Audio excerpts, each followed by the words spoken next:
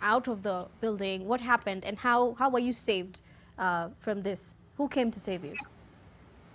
When I glued my face there, I was drawn back to the room, and the computer room was all glasses, and the Yes. ceiling was glasses, Yes. and when I fell, everything started falling on me. Yes. And then a colleague called Lillian Ngeno pulled me, and she told me, Carol, everything, we are going to die.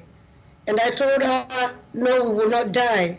But she Mm. said, I can't hear anybody. I can't hear anything. Then Yes.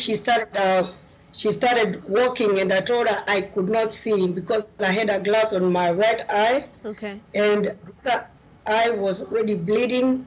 And I Yes. had so many cuts. Even now, you can see them. They're all over.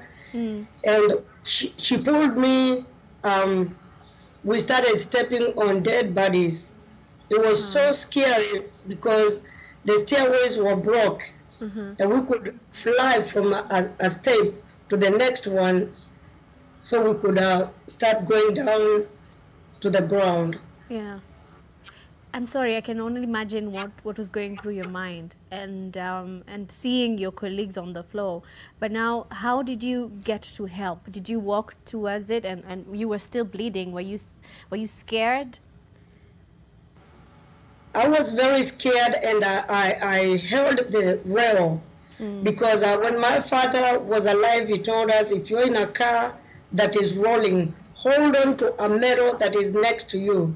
So I Mm. held on the stairwell, and I went down with that. I actually lost my colleagues on the way because we started hearing screams that fire, fire, fire, and Mm. the whole building smoke was coming through, and we couldn't see anything. But Yes. I kept praying and praying and holding on till Mm. I found myself on the ground floor, which was filled with water. Yes. And as I walked through that water, I felt like I was gaining some strength, Mm. and I felt like I was not going to die. And that's when I remembered that I was pregnant. Then I started running to go to the hospital. Mm. Thank you so much, Carol, for sharing. And we are glad that your son was safe and is alive 22 years later. And we'll be talking to you more and telling us how was the traumatic experience after. How did you deal with post-trauma? And also, were you able to get support system? And how did your faith grow even after that? Thank you so much. Stay with us.